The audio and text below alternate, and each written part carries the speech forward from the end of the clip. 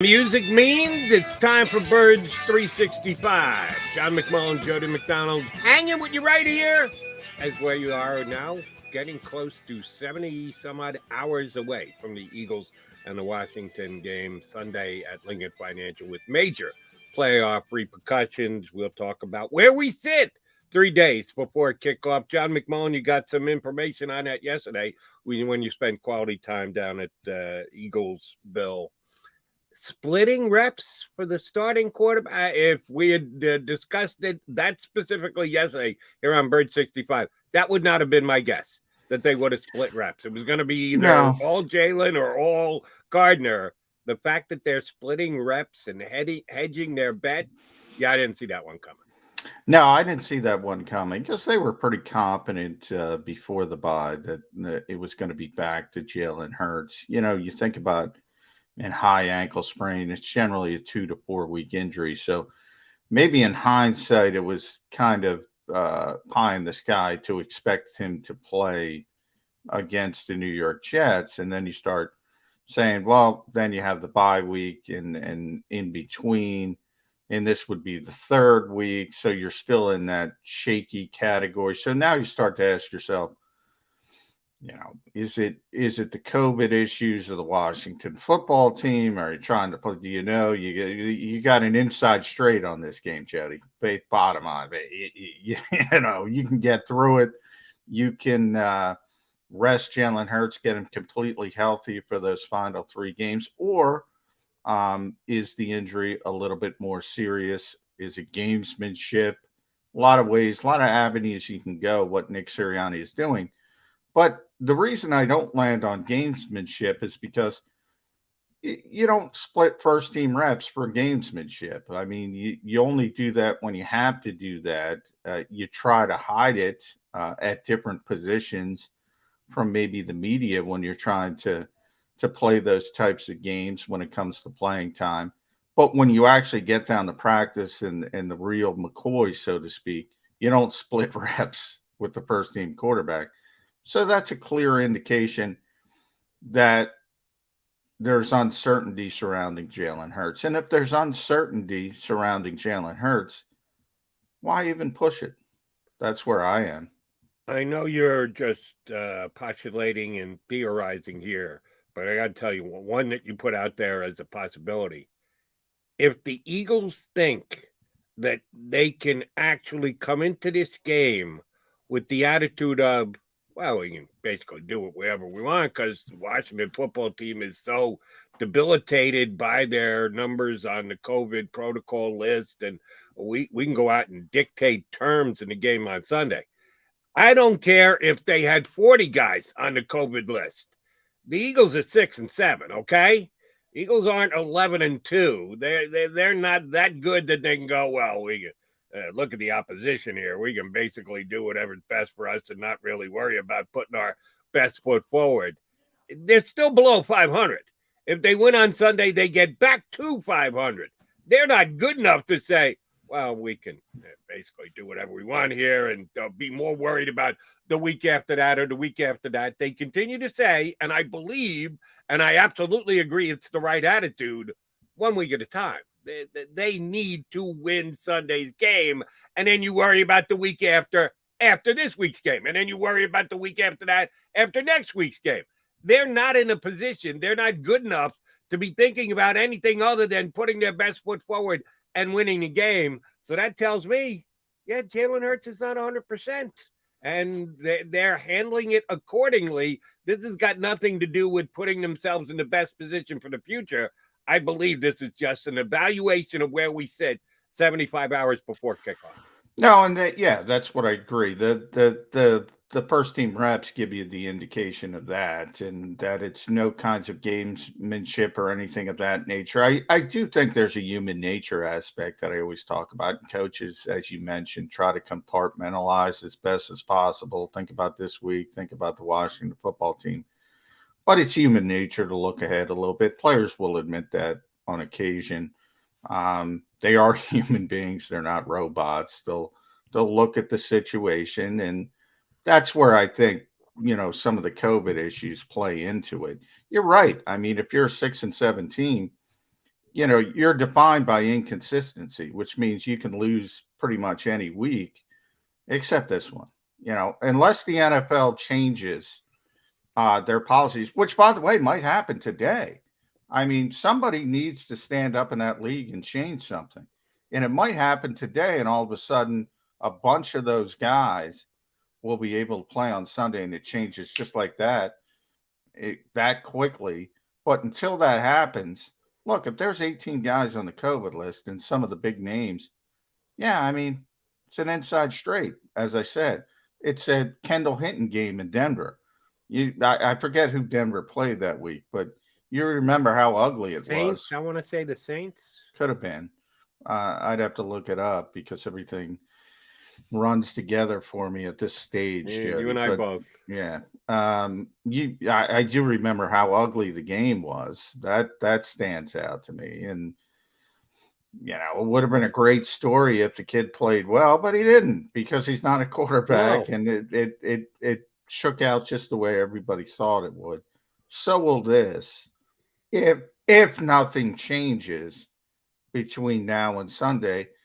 And the NFL and the union are talking. They started talking yesterday, and I'm hoping they make a change for vaccinated players. We'll see if they have the guts and the testicular fortitude. I'm going to go Mick Foley on them to do it. Generally, they don't show that, so I don't expect it. And, we got a chance to talk to Ron Rivera yesterday. Boy, what a great guy he is, by the way. Ron Rivera, Urban Meyer got fired overnight. For people who don't know. Maybe they're just waking up to turn on Birds 365. Those might be the opposite ends of the spectrum on the NFL coaching scale. But, Ron was very honest. And I asked him the question because I told you on the show, I think yesterday when Jeff Kerr was filling in for me, two players contacted me and, they were upset because they're on the COVID list and they're vaccinated and they're asymptomatic and they're upset about not being able to play. And so I asked Ron Rivera, have any of the guys, expressed that frustration? He said, ton of them. I mean, yeah, they are upset and they are pushing their union. We'll see what happens. Right. For those who aren't completely following along with what John is saying and what we're talking about here today, there was a pretty good push yesterday. There were good rumors running around that Roger Goodell was getting pressure from teams and from organizations that players were unhappy with the fact that, yes, they tested positive, but they were completely asymptomatic and they were vaccinated. And they're saying, well, just because we have we're fine. I know we have a positive test, but we can play because whatsoever. That's why we took the vaccination, was to hopefully ward it off, which apparently it didn't work in some individual cases, because when you test positive, it means you have it. Doesn't mean you can't continue to play with it. So it would be a value judgment from the NFL if they were to change their rules on the fly. I know that it has been such an explosion. They felt they didn't need to change when they had as few positive tests that they did. But the last week and change, there's been an advanced amount of positive tests. So the NFL is at a kind of a critical juncture to be able to handle something like this. If they do this, it'll certainly aid the teams that have a large COVID protocol list this week. But it also will come under scrutiny. Do you believe politics plays into this at all, John? Oh my God, yes. And more than not. I mean, that's what this is all based upon. Bottom line, it's not based on anything other than signaling to the right people that we're doing the right thing. That's what it's based on. It's a public relations policy. That's what the players feel to a large part. But again, and they can criticize, and players tend to immediately, and everybody, by the way, why he's great at his job, tends to criticize Roger Goodell. But they got to look at their union first because their union agreed to all this stuff for the same reasons the NFL implemented them, because they want to look good in the public eye and they don't want to be shouted down and they don't want to be pointed out and they don't want to be deemed as trying to kill grandma or however some of these hyperbolic kind of insults are thrown at people, the shaming. We're all sitting I'll give you a little insight. We're all sitting there rapid testing the Eagles Raiders yesterday, and we're all joking. I got one of the first negative tests. So I get the text and I go, woo. And then there's other guys waiting and waiting and waiting. And we called it Leper Island when they're in the middle of the parking lot. I mean, but we're joking. We're joking amongst ourselves, and we can have that kind of fun. But I always go back to Matthew Stafford when he was in Detroit and he got a false positive, and people were shouting down his wife in a grocery store. How could you be out with your kids and and it was a false positive? And by the way, that's one of the reasons, I'm not saying the only reasons, but one of the reasons that started his desire to get the hell out of Detroit. It's crazy out there, Jody. It is crazy. But as far as young, healthy people testing positive after being vaccinated, asymptomatic, that was supposed to be what the vaccination was for. That was supposed to be what the vaccination was for, but now we keep shifting the goalpost. Look, it doesn't matter to me if the Eagles beat the Washington football team because of COVID. It doesn't matter to the league.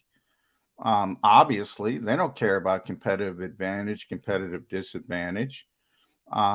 Cleveland, LA Rams, you're going to see more names added today. Ultimately, if it becomes a high-profile player in a high-profile situation, you can imagine the NFC Championship game, Tom Brady testing positive that week. That might spawn change. No, and I think that is part of what Roger Goodell is considering here, because they've kind of dodged a bullet to this point, and we can have fans agree or disagree about the fact that the NFL is a 53-man game.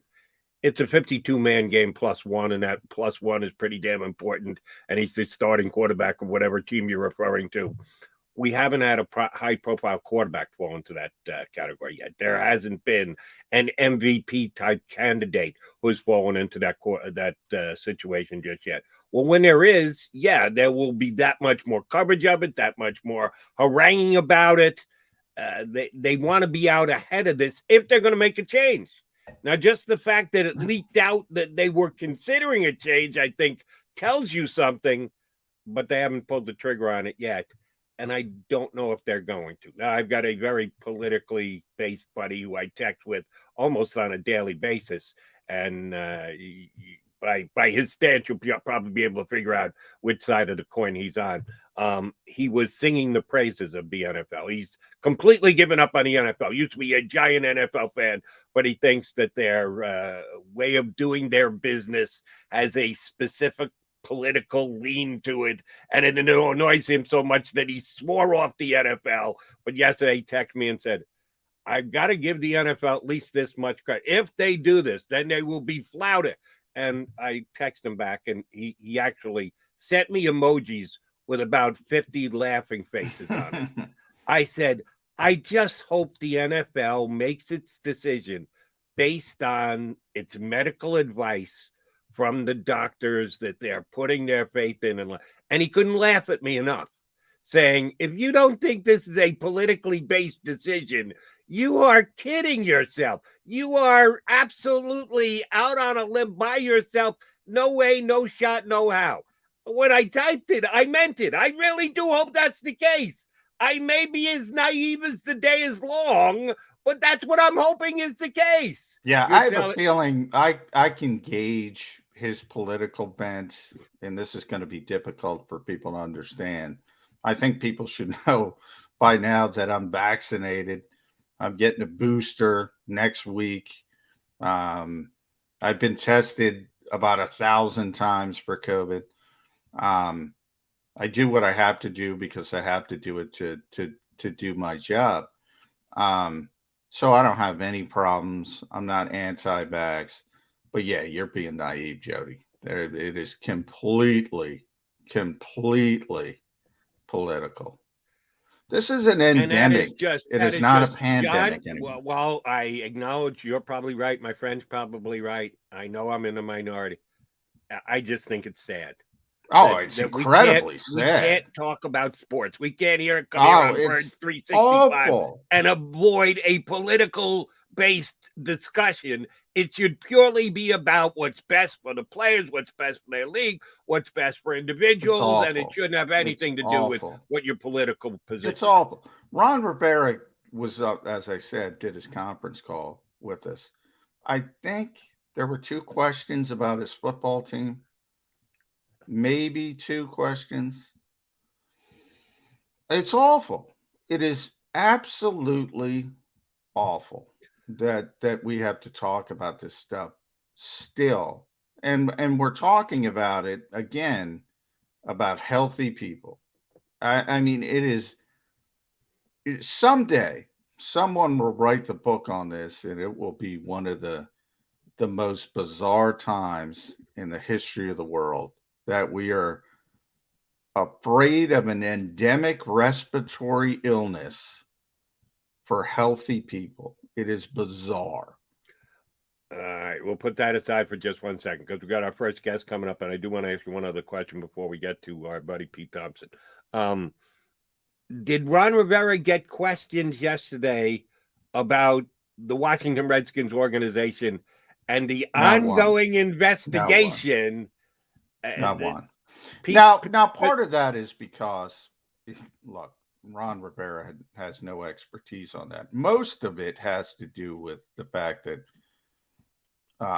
18 players on the COVID list is overwhelming everything in his world right now. So far more of that is the COVID stuff than people trying to stay away from Ron Rivera asking about Daniel Snyder, because a couple things. One, he has nothing to do with it. 2, and I know Will Hobson. He's one of the guys. He and Liz Clark are the ones who wrote the story from the Washington Post, and that's like pre-Ron Rivera stuff. So he certainly, you'd be asking somebody who doesn't have any expertise. Although I would say it probably would have come up if not for the overwhelming elephant in the room. Like I said, we didn't even get a chance to ask him about his football team. Never mind Daniel Snyder, who's supposed to not be involved in the organization. But the commissioner is being forced right now to answer questions because of this Washington Post report about the Washington football team. So good for Ron Rivera if he's able to insulate himself and not have to deal with that, because he's got so much else on his plate that he has to deal with. Good for him. I'm glad that's the case. But it would have been, had it come up yesterday, a legitimate question. The coach of a football team whose team is under continued scrutiny because of what's being reported about what had happened in their past, but it is their current team, even if they got a different name since. It would have been a very legitimate question, and Rivera could have just said, hey, that's the thing. I'll give you an example of that, and the fact that somebody who was teetering and waiting and wasn't going to get past to ask Nick Sirianni a question because of the timing of the press conference and the timing of the testing, asked me to ask Nick Sirianni, what's the plan if you test positive? Which I've asked Nick in the past, number one. But you also know in the back of your mind, you can ask the question all you want. He's going to say what he said. He got asked the question by somebody else. He said, yeah, we have a plan.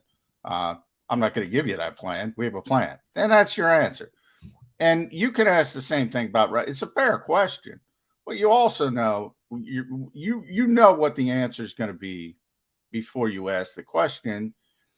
And then so you sort of weigh, is it even worth it? Now, if you want to get the guy on record, that's different. Maybe it's different for the Washington football team reporters, as Eagles reporters, we're not as interested in getting Ron Rivera on the record about something that he has no involvement with. You might want to do that in Washington. And as a matter of fact, we'll have a Washington guy on. Maybe we'll bring that up when we have him on a little bit later. All right, coming up next, we're going to talk to Pete Thompson, bud of John's. I knew Pete for a long time. Is part-time host down on 97.3 down the shore. He's going to hop aboard with us. We'll do very, very much Eagle stuff with him. And then a little bit later in the show, we're going to have Grant Paulson on. He is the host of the Danny and Grant show, Afternoon Drive, on 106.7 The Fan down in D.C. Talks Redskins day in and day out. So we'll give you both a Philly perspective and a Washington perspective with this upcoming matchup this weekend. 2 6 and 7 teams doing battle. One will move up in their playoff possibilities. The other will take a big step back. Which is which? Well, we'll try and hack that out for you over the next 2+ hours here on Birds 365.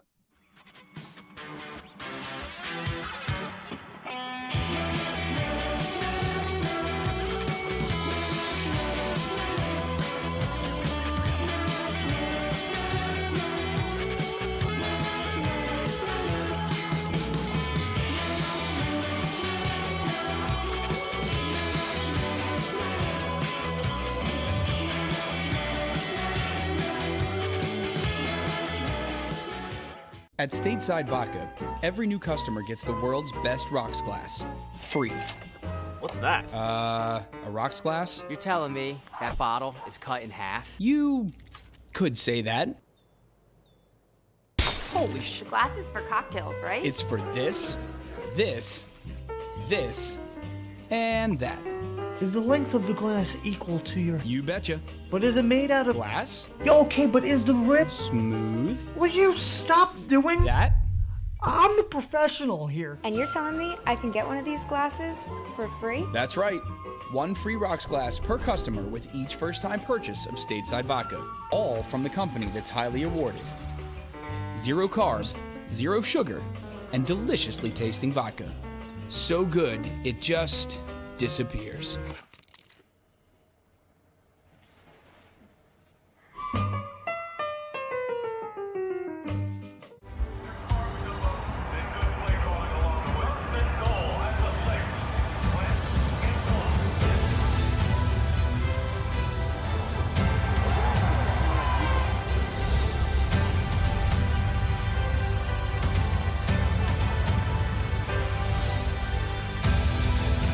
Field of life, First Trust Bank is there for you. Champions on 3. 1, 2, 3. Because Philadelphia dreams deserve a Philadelphia bank. When it comes to the fight against insurance companies, large corporations, and the healthcare industry, injured victims are always the underdog. But that doesn't worry us. At Messa & Associates, we're an injury law firm from Philadelphia, and we come to fight.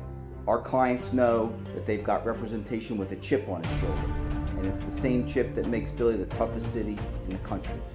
Call 215-568-3500 or visit us online at messalaw.com. Messa & Associates, the toughest injury firm in Philadelphia. Go for the midnight dares. Go for the game. Go for the hits. Go for the fans. Go for the win. Go to Ocean Casino Resort. Book your trip at theoceanac.com.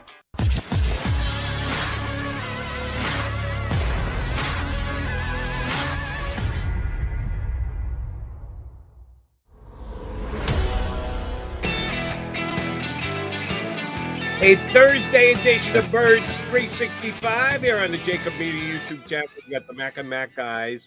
Here with us is Pete Thompson, part-time host down on 97.3 down at the shore, and has only been following the Philadelphia Eagles for how long, Pete? How long have you been following these Birds? I was born in 71. We've had season tickets since 73. So quite a long time. I look like an Oompa Loompa, by the way. I don't know if that's me or or I'm really you got, you know, Pete's an ex-TV guy, former sports director. Yeah, that doesn't mean I know what I'm doing. Yeah, you know. And Well, it looks like you got good color down at your. You lied to me, You're McMullen. You red, said my you friend. guys weren't going to look good, and you guys look amazing. God, Plus, you have a background. we look terrible. Come on, I'm not very upset. our backdrops. Our backdrops. Where's my Ocean Casino backdrop? I mean, come on. We could have got that to you. We could have got The that last to you. time I was at Ocean, I went and saw George Thorogood, and I There we forgot go. how good Ovation Hall, or whatever they call it now, is. I got to tell you guys, you know, I don't know how often you get in the properties or not, but Ocean is just as nice as it can be right now. Yeah. They're doing everything right. And no, you did not pay me to say this. I'm just saying it because that hall, believe it or not, is better than that other major property that starts with a B. It's a really nice concert venue. And I had a great time. I mean, the only thing that was a little sad for me was that I didn't think that, you know, it was half empty. And I'm thinking, like, my God, like, this is where, like, Michelle Obama and her daughters saw Beyonce open this property, and there's nobody here. But Thorogood sounded great. And I took a little money from Ocean that night, too. So I was happy. There we Very go. nice. Good Good bad to to the bone. I saw UFC, some kind of fight down there. Yeah, is when a Schaller beautiful was venue. still doing UFC, Yeah. right? Yeah. Might have been Yeah. Bellator or something. I don't think it was Schaller, but so it might have been our buddy from the Sixers, by the way, Dave Schaller. So shout out to him.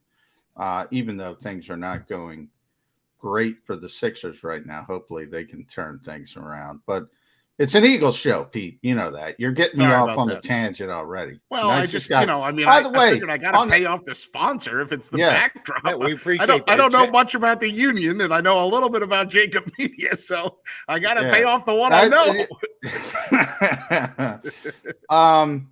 I think it's apropos on the day that Urban Meyer is fired in Jacksonville because nobody likes Urban Meyer. And I'm still looking for the first person that doesn't like Pete Thompson. I was hoping it was going to be Jody McDonald, but no, he likes you too. Why? Oh, I how do love you it. do it, Pete? Nobody likes me. Everybody likes Pete Thompson. It's right out of the Beatles, man. That documentary was right over Thanksgiving. You put the love out, you get the love back. You know, you put the other stuff out, and good luck, buddy. Right. Well, you just explained my problems. All right. So the Philadelphia Eagles have been putting out some love, some good, some bad. I think overall, rookie head coach, very young quarterback. I think they're ahead of people where they thought they would be. Legitimate shot for the playoffs. I don't think a lot of people, other than Jody McDonald and myself, thought that was a possibility, but I digress. What are your thoughts as we are at there's no more 3/4 poll because we have 17 games, but we're close to that perspective. We got a month to go. Pleasantly surprised. Where are you with this team, Pete Thompson? I would go with pleasantly surprised, and I see growth. You know, I mean, to me, it's something where they lit the world on fire when they came out in week 1, and everybody's like going Super Bowl or bust. And then, you know, the low point to me was in Vegas. When they were in Vegas, they were as dysfunctional and disorganized and as messy as a team could be. And then you had that question too, why can't this team win at home? You know, and you understood why they couldn't beat the Chiefs and the Bucks at home, but why couldn't you beat the Chargers at home? And, you know, I was actually in the stands as a fan for that game. And when the Eagles scored to take the lead, you looked at the clock and said, there's no way they're winning this game. It was inevitable. You knew what was going to happen. So to me, the fact that they're even in the playoff conversation, that they've had some growth, you know, you're only as good as your talent level is. And, you know, I got a guy down here that I argue with on the radio on a daily basis about whether or not Jalen Hurts is the guy. And, you know, this person whose initials are not MG, by the way, John, this person continues to say like Jalen Hurts is the guy. And then the Giants game happened and I was loaded for bear when I came into the studio that next time, because I'm thinking like, hey, did you witness Exhibit A? So look, it's the NFL season is so up and down. It's so week to week. You can't get too high and too emotional on one end, and you can't get too low on the other end. And the fact that they're in it, that to me is a pleasant surprise. Speaking of pleasant surprises, Pete, I got to say that about Nick Sirianni in this aspect. This is a tough year to be coaching in the NFL for any coach. John and I were just talking before you came on about what coach of the Washington football team has to deal with, that they have 18 positive COVID test players. Plus, he's got another scandal sitting over his head, too, with the overall organization. But every coach is having to deal with doing the COVID dance on top of everything else they have to do. Coaching an NFL team is not easy to begin with. Now you add all that to the mix, and you add the fact that this is his first time ever, first year as a head coach. I think Nick Sirianni's done a pretty damn good job keeping everything together. Here, here. And you know, look, I always was told by the best bosses that I worked for that you praise in public and criticize in private. And I think coaches that do that tend to have a more longer shelf life than the ones that say the one that kicked his kicker. So this is the way I look at it. I think that, you know, we all knew that the defense was abysmal, and the word leaks out that, you know, he called the defensive coordinator on the carpet and, you know, Gannon, and basically ripped him a new one. But to me, look, he didn't say it himself. He didn't throw anybody under the bus himself. And as much as we wanted to make fun of rock, paper, scissors, as much as we wanted to make fun of his games and how brutal he was in his opening, you don't win or lose the Super Bowl in your opening press conference, but you do leave a memory of where you can go to. And I think Nick Sirianni's learning curve has been good. I think that obviously, as he's gotten the talent, he's getting the most that he can out of, you know, I still think they're limited in many areas. I mean, you can go on both sides of the ball of where they have limitations. So that, to your point, Jody, is a coach that's getting the most out of the least that he has. So what you're saying, Pete, is I'm the head ball coach and I'll fire your ass is probably not the best motivational tool. I mean, at times. I thought when I saw that story this morning about or overnight, because this happened overnight, that he kicked the kicker, and I knew I was going to be on with you. I was like, McMullen's going to be dying because he knows that Pete Thompson loves the kicker. He always asks the kicker questions. They always ask the kicker questions. Kick the kicker. Don't miss any kicks, or I'll fire your ass. I think that was his quote to Josh Lambo. Look, there are, you know, disgruntled employees if you're the boss, and you have to take those things with a grain of salt, just as you have to take things that are positive with a grain of salt. With Nick Sirianni, though, it does seem like he's a likable person. I get to be around him quite a bit. It's real. He does have this almost folksy type of thing going on. He's always talking little Ronnie about, Howard, little golly gee shucks guy. Yeah, you know? He's always talking about his family and his high school, you know, brother coaches and things like that, which I think he should tone down. He got a lot of, you know what, for the flower analogy about growth. Yeah. But you're right, Pete. It comes down to players, and you mentioned there's some obvious deficiencies. What are the biggest deficiencies that concern you with this team as they move forward and need to add talent? I don't think they're getting the pass rush that they need to be getting, you know, and I'm looking at you, Fletcher Cox, even though he gets double teamed. I'm looking at you, Derek Barnett, you know, Hargrave started off like a bottle rocket, but then has fizzled out a little bit. You know, I mean, to me, the defensive line needs to get the pressure. I mean, at least Gannon has shown a willingness finally to dial up some blitzes at certain times. So that's obviously a deficiency.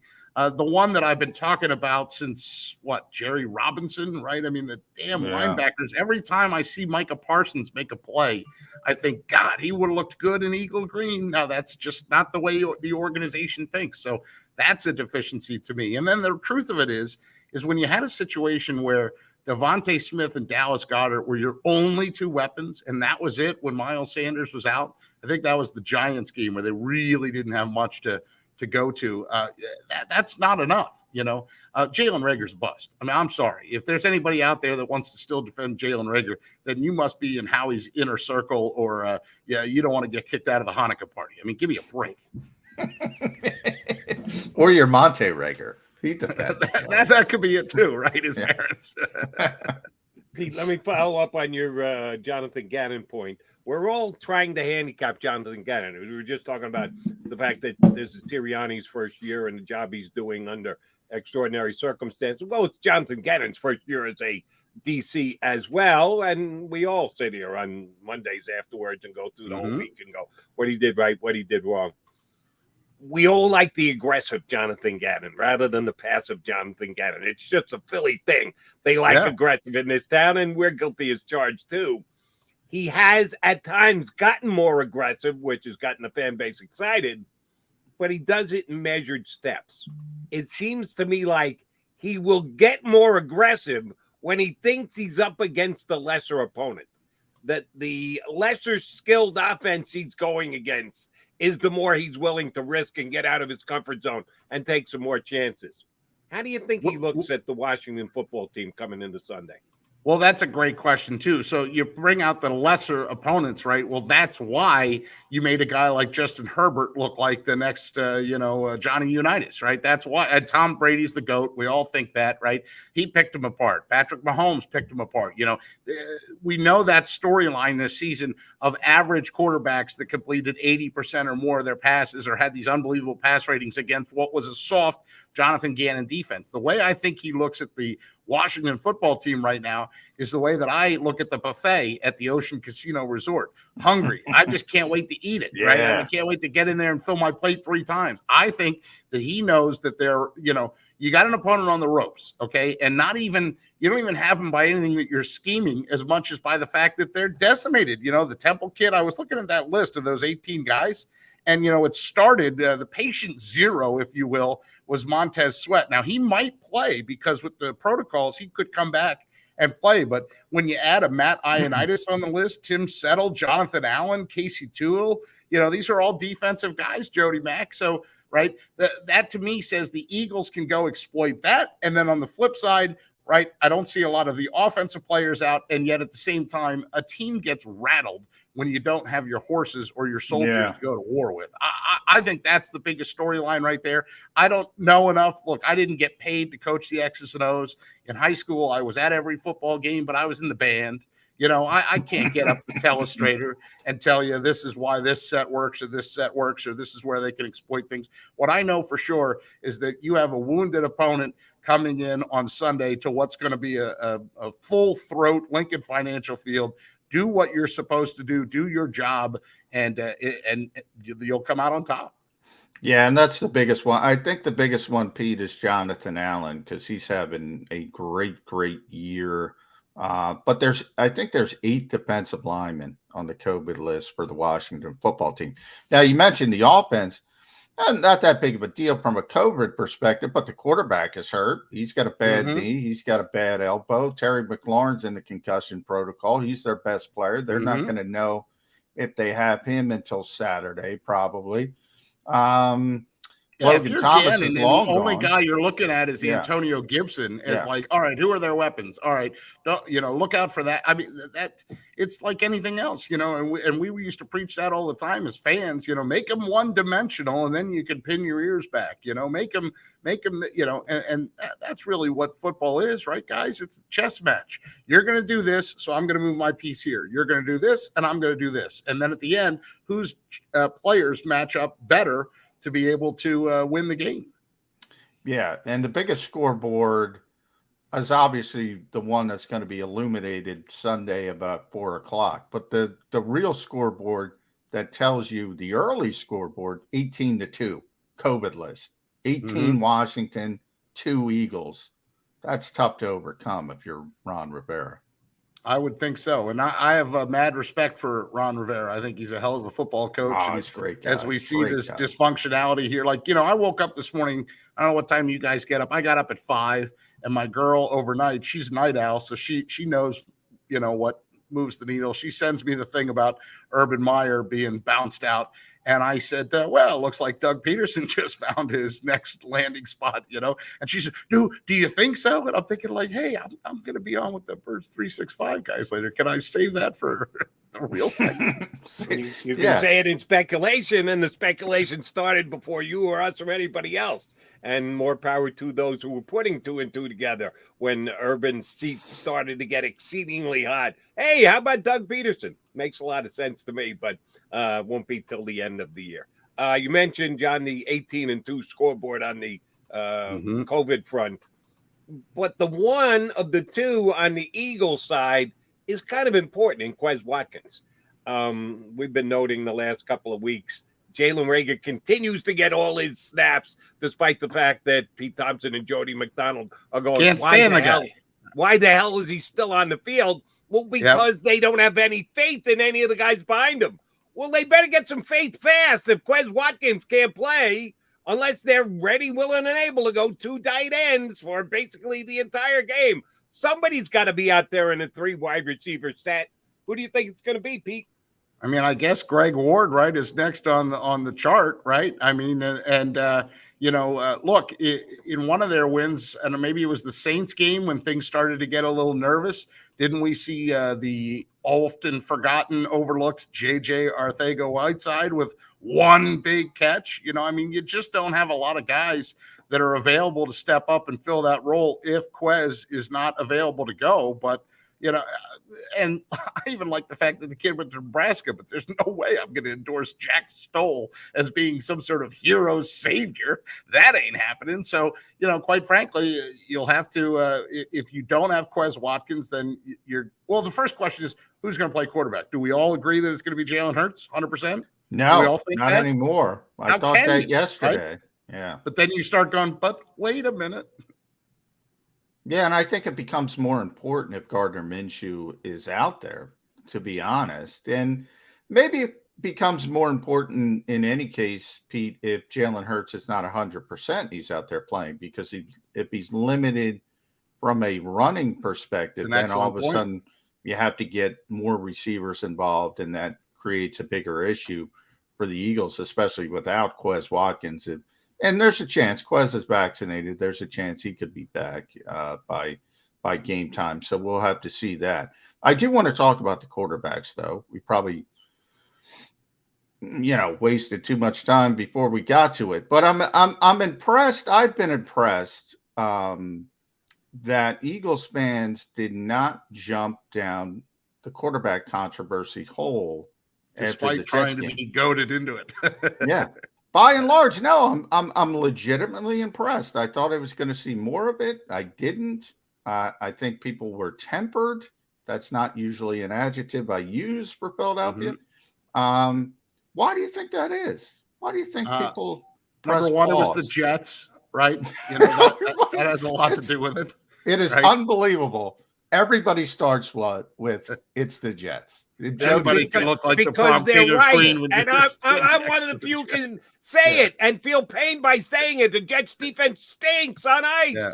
Abysmal. And that's the thing, John, is that, there were points at that game where Gardner Minshew would wind up and heave, and you saw Keystone Cops, the 2 Jets defenders tripping over each other and their legs getting tangled. And you thought, oh, thank God we're playing the Jets. Look, Minshew came out, he had epic numbers in the first half. And then as they changed the game. Perfect. 158.3, Pete. Yeah, perfect numbers. Yeah. So a week earlier, you had a quarterback with a 17.3 rating. And then he had a quarterback in the first half with a perfect rating. Yes, you would think, John, given the history of the town, that Philadelphia Eagles fans would have been holding parades down Broad Street with banners saying, Minshew mania, we want Minshew now. But I think what happens is, especially the Philly fan base, it's I've read that book before. I know how that works out, right? And yeah, did it win him a Super Bowl? Sure. Nick Foles had one epic, unbelievable game.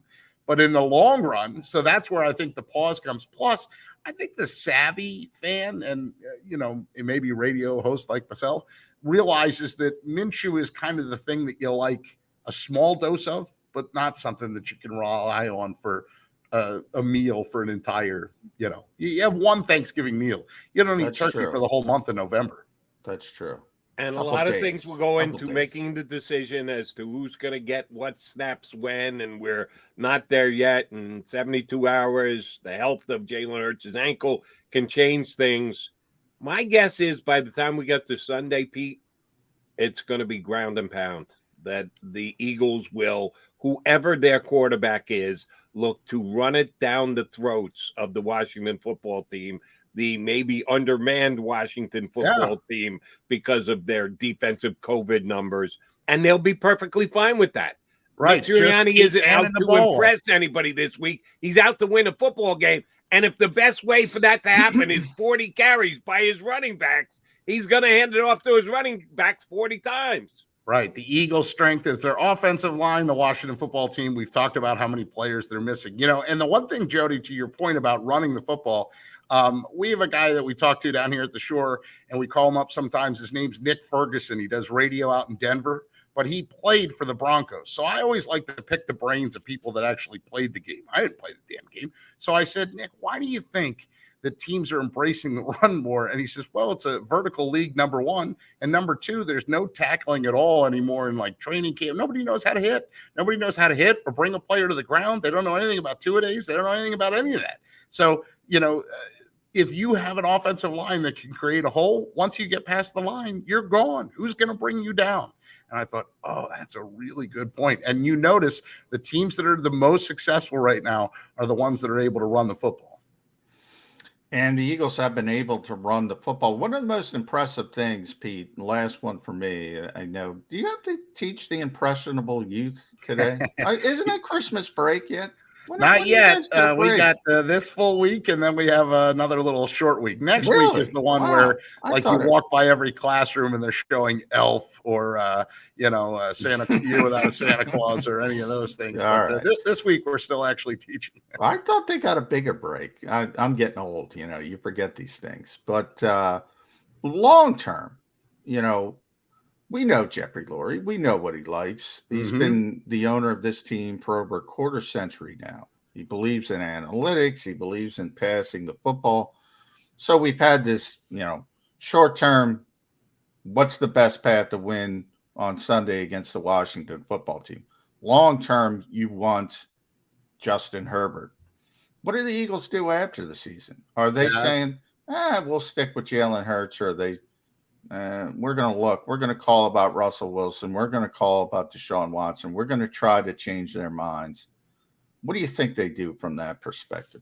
Well, and it's interesting that you mentioned the two established guys, because there really isn't a lot that looks exciting and shiny and new from the college ranks. Although there was the story that they went to Pitt to watch the Pickett kid play, and maybe that's their shiny toy. But is that their shiny toy just because they were a quarterback factory and they want to add all the people in the room that they can get? Oh, look at what we know. I mean, at the end of the day, you need a franchise quarterback to win. The teams that have struggled perennially, and I mentioned the Broncos a minute ago, they haven't had a franchise quarterback really since Manning came in and was able to be a franchise guy for a season or two. But these teams that just – and when you throw a rookie in too, look at it. Doesn't matter who the coach is. It really doesn't matter. That to me, I miss the days where the quarterback used to develop for 2 or 3 years before that guy ever got a chance to start. Now you're paying him so much money and you get so much hype about a guy. So I could possibly see the Russell Wilson possibly, but in reality, if I was the general manager of the team, I'd love to use one of the picks on offense and the other two on defense, because I think that's a long ignored place on the football team. But I'm not the guy. I'm just the guy that talks about the guy. All right, Pete. John is too much of a journalist, so he's always got an eye on the big picture. I'm going to put any journalistic leanings I have, and there are not many, to the side. One game this week, Washington football team. I don't care about the week after or the week after that or the offseason or 2023. I want to know about one game this week against the Washington football team. Will the Eagles get back to 500, or will their playoff hopes get a major step back after a loss to Washington? Well, and I love that I'm a product of my environment. I told you guys, my dad's been a season ticket holder since '73. I got frostbite on my feet when they won the NFC Championship against Dallas and went to that Super Bowl where Dick Vermeil had them wound up too tight and the partying Raiders won, right? I can remember going and picking up the 2 tickets my dad won in the lottery when they went to the Super Bowl in Jacksonville, and then we know how that ended up. And then I was in Minneapolis to be able to finally be with my father when they won the Super Bowl a couple of years ago. I look at it like this, Jody Mack. There's no way they lose this game. And that's coming from the guy that always has that caution of like, oh, God, it would be if they lost, the Delaware Valley would implode because the Giants' loss would be a distant memory. To me, I don't only think they win the game, I think they win it pretty big. I'd be like 31-13. Good stuff, Pete. Always a pleasure, bud. Keep America rolling with those youngsters of yours that you're heading off to. Next time we'll get Xander to make you a little less pink when we punch. Yeah, I don't know if it's me or, No, maybe we're I'm putting just- it on Xander. Xander's a young kid. He's one of those impressionable youths of America. We'll make him do work for a living. And like figure out Billy how to- Crystal said, you guys look marvelous. or an Oompa Loompa, one or the other. Pete, great stuff. Thanks for coming on with us, buddy. We'll catch Thanks, up Jody. again Thanks, soon. John. Good to visit Thanks, with you Pete. guys. Pete Thompson from 97.3 down the shore. That's the reddest guest we've ever had. Every once in a while, I show up a little bit red. Depends on the lighting and I get what. No, I'm too white. I got to get more red. That's See, you think you know. you're too white. I think I'm too red. Here's the one thing we can agree on: you and I both look better than Pete today. We No, might not look never, good. never. As I said, Pete Thompson, nicest guy in the world. Everybody likes the guy. I think it's apropos to get him on during Urban Meyer Day because nobody likes Urban Meyer. Everybody likes Pete Thompson. I'm still looking for the person. I'm sure there's one person out there that doesn't like Pete, but I'm still looking for him. Yeah, I haven't found him. But I like what Pete said right there at the end, which is what I want to discuss with you when we come back. He just said that Delaware Valley will implode if they lose. Oh, they're going to implode. Inside straight. Pete's right about that too. No way they lose this game unless John, how many the NFL players? can- How many players are Washington going to be down because of COVID on Sunday? Give me the exact number. I don't know yet. That's I don't exactly know. right. So that's why I'm saying, how can you declare victory when we don't know how many players Washington? As of today, they've got 18 on the COVID list. What is that number going to be on Sunday? Nobody knows Well, yet. and that's what I was about to say. Unless the NFL changes their policies, which they're considering, and then I will reconsider my thought. But as we stand here today on Thursday, what time is it? It is Thursday. I don't even know what day it is. At Thursday, it's almost 9 a.m. The Eagles have an inside straight. It's getting later. It's getting late very early for the Washington football team when it comes to Sunday's game. Right. But, John, Quez Watkins could play Sunday, right? Yes, he could. Oh, okay. How about all the Redskins? How about all the Washington players? Same thing. Forget about changing the policy of the NFL. The policy can stay exactly the same. If Jonathan Allen gets 2 negative tests in the next 2 days, guess what? He's suiting up on Sunday. So the fact that you were on the COVID list today doesn't mean that you're out on Sunday. You're right, but if you followed this stuff all year, it's still more likely than not that you're not going to be able to play this week. So when you talk about that number, yeah, when you talk about one player, you cross your fingers and that's their best player. So hopefully they have them from their perspective. And that could shift things a little bit.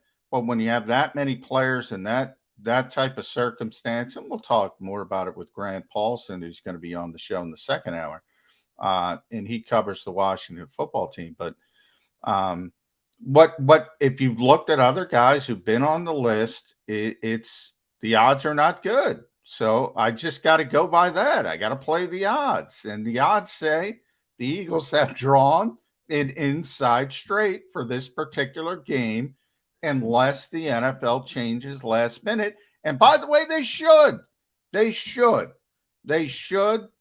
understand this is a problem. And it's not just Washington. It's also Cleveland. It's also the Los Angeles Rams. I think there's 7 teams in the intensive protocols, as so to speak, as we say it right now. It is a competitive disadvantage. If people are, again, I want to make this clear because I have to make things very clear. I'm talking about vaccinated players who are asymptomatic, not unvaccinated guys. If you're in that category, vaccinated, completely asymptomatic, they should change their policy. Will they or won't they? That's the big question. We'll find out if they do that.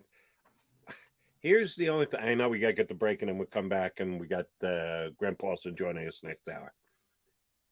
Does it matter if you change in the middle of a week? Do you think Goodell might make a decision and say, as of next week, that if you're going to do it, the NFL has its own little calendar. We know they're 7 days, well, but they got Thursday night football. And this week, Saturday football, college football over and done with. We got 2 Saturday games. It's actually one of my favorite times of the year that they play the NFL on Saturday afternoons.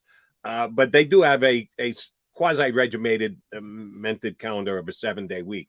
Do you think he'll take this stance on a, like, say, Tuesday immediately after Monday Night Football?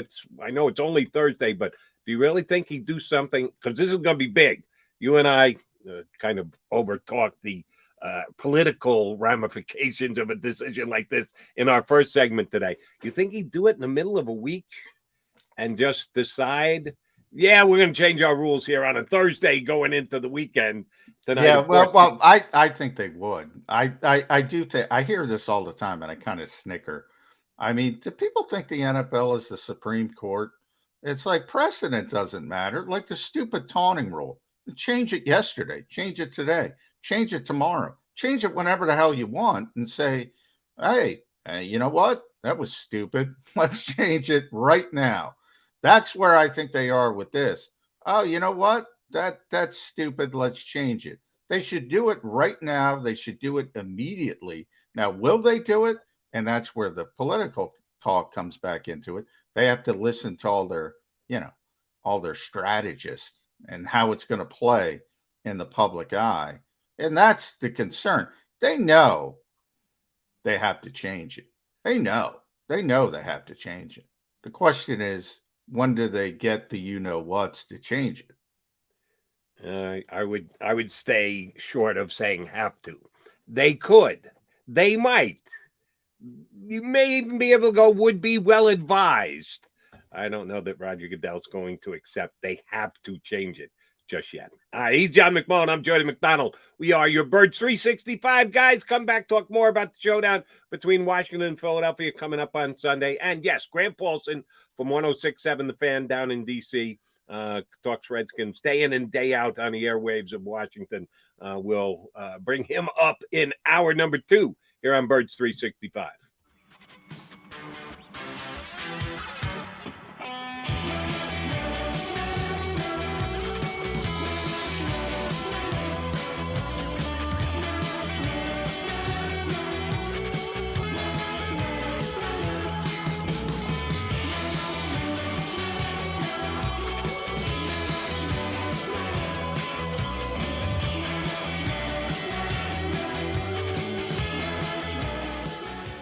At Stateside Vodka, every new customer gets the world's best rocks glass, free.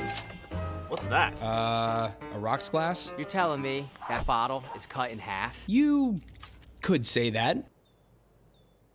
Holy shit. Glass is for cocktails, right? It's for this, and that. Is the length of the glass equal to your... You betcha. But is it made out of... Glass? Yeah, okay, but is the rib... Smooth? Will you stop doing... That? I'm the professional here. And you're telling me I can get one of these glasses for free? That's right. 1 free rocks glass per customer with each first-time purchase of Stateside Vodka. All from the company that's highly awarded. 0 carbs, 0 sugar, and deliciously tasting vodka. So good, it just... disappears.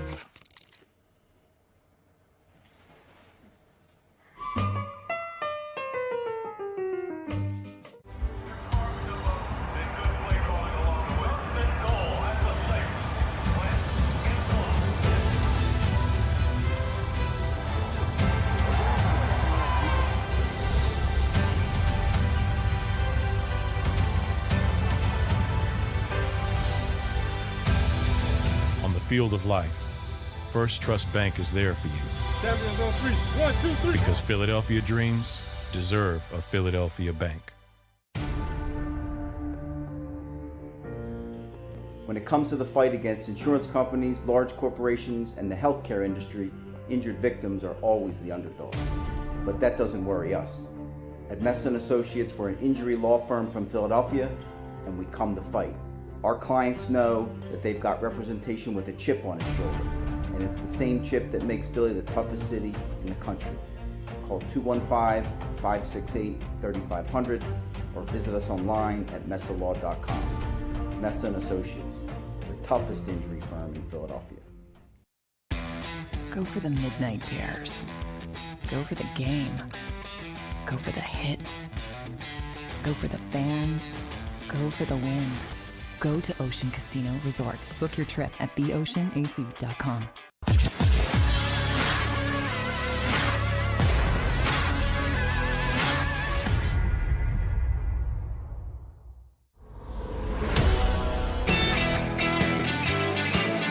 Mag guys, your Birds 365 men here on the JAKIB Media YouTube channel. Hour number 2 coming your way. A Thursday prior to the divisional showdown between the Washington football team and the Philadelphia Eagles. JM, I put this question to our guest, Mr. Thompson, back in hour number 1.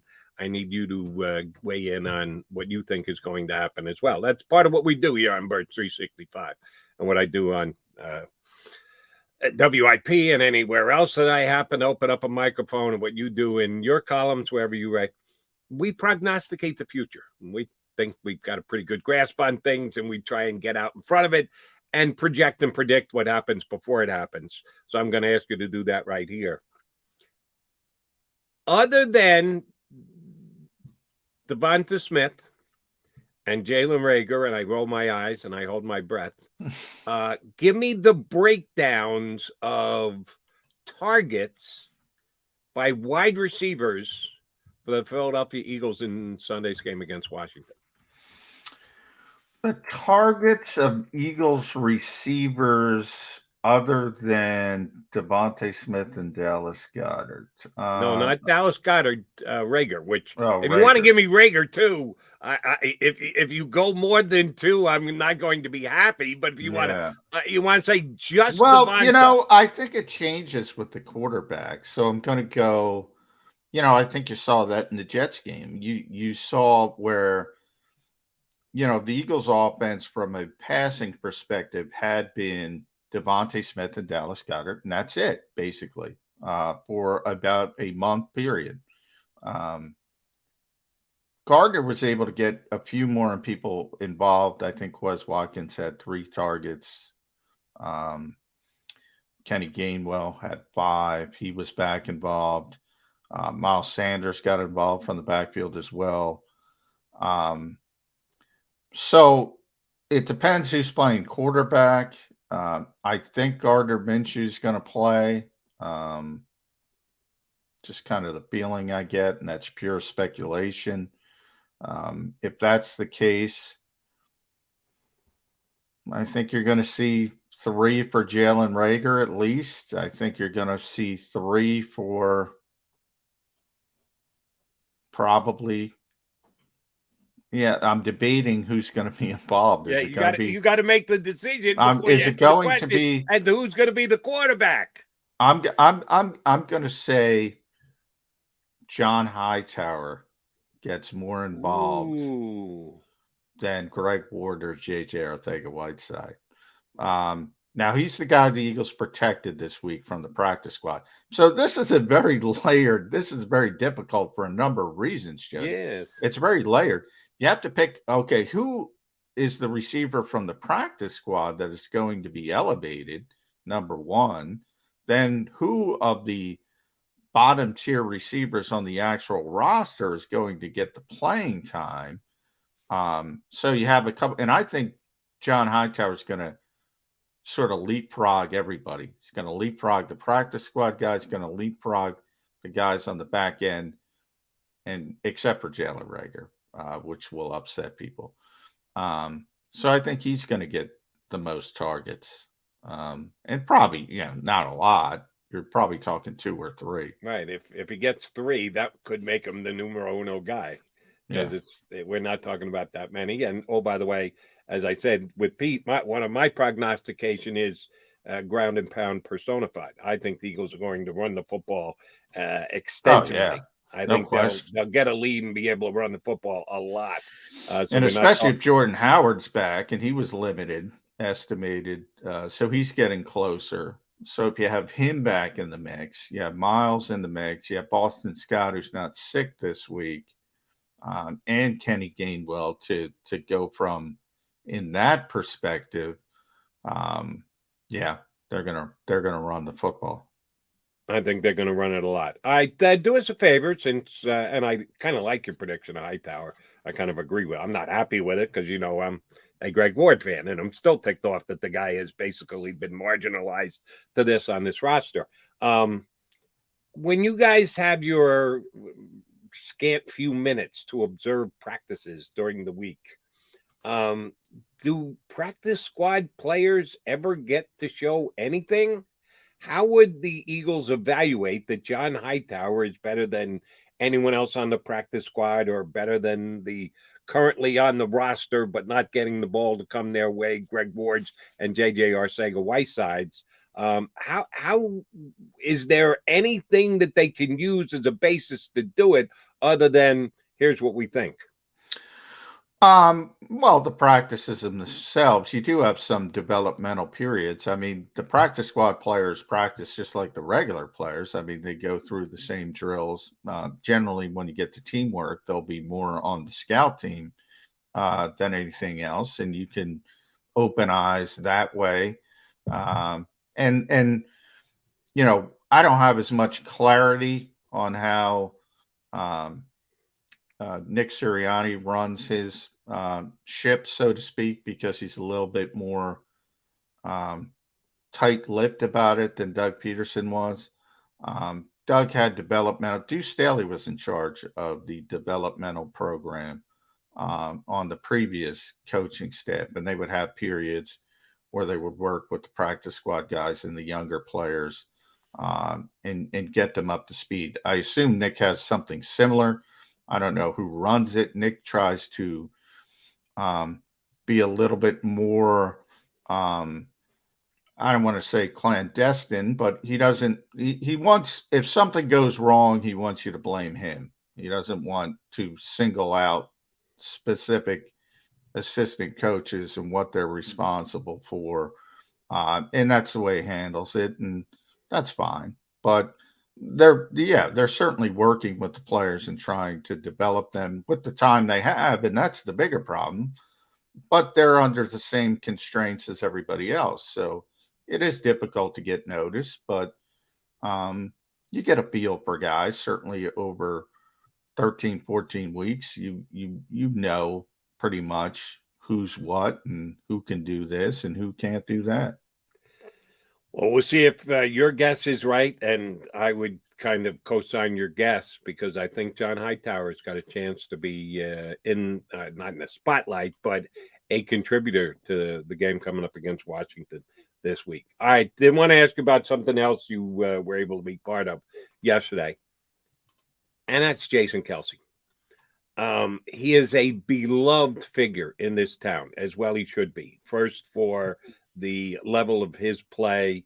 He is a borderline Hall of Fame center, just makes Pro Bowl after Pro Bowl after Pro Bowl. He will be forever adored in this town because of his outfit on the day of the Eagles Super Bowl parade. And oh, by the way, he's about as tough as they come and as class a guy as they come. And all those things are serving him well today because he just broke down and cried yesterday. Yeah, he's turning into Dick Vermeil late. He really is. And as beloved as Dick Vermeil is, he's taken some hard times and some shots in his town because he's ready, willing, and able to cry at the drop of his hat. I got to town just after Mike Schmidt and his tearful retirement speech was lambasted by some. This was, I believe, before A League of Their Own ever came out, and the phrase "there's no crying in baseball" was ever put forth. If you're a sports guy, you're not allowed to cry. It's Jimmy Dugan, by the way. Tom Hanks is Jimmy Dugan. Outstanding, one of my favorite movies ever. But yeah, that was kind of, and he was crying over a teammate when he, in describing Lane Johnson and everything that Lane Johnson has had to deal with this year. Some people it bothers greatly, others just analyze it for what it's worth. Some people actually get misty-eyed themselves when someone else starts to cry. I need the John McMullen reaction. As you're sitting there watching the YouTube, I didn't see it till this morning. Well, I tried I tried to throw Jason a life raft. He was trying to get through it. Look, I have tremendous respect for you. I don't care. It doesn't. In fact, I think I mentioned it on the show. You know, this has become a regular occurrence where now it never got to that point, but a lot of times, you know, Jason is very thoughtful with his comments, and a lot of times he starts to well up. And I joke, you know, about Dick Vermeil, but I think it's the story I was telling, you know, someone had asked him, this was a couple of weeks ago, you know, how do you define a tough guy? And he was searching. He was like, I don't know. And he brought up a Bronx Tale. If you remember that press conference, it was the Bronx Tale press conference. And he was telling the story in that movie.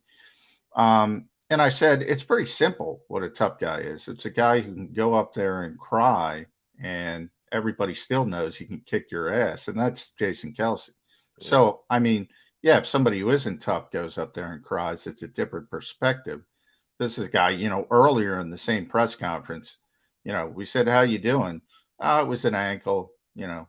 Oh, my knee, my foot. So it's an ankle, it's a knee, it's a foot. And he's just playing through it, and he's playing through it, and he's playing through it. So from that perspective, look, I think Jason Kelce is the most thoughtful interview subject I've ever dealt with in my entire career. So I applaud him for that. And he answers questions that way.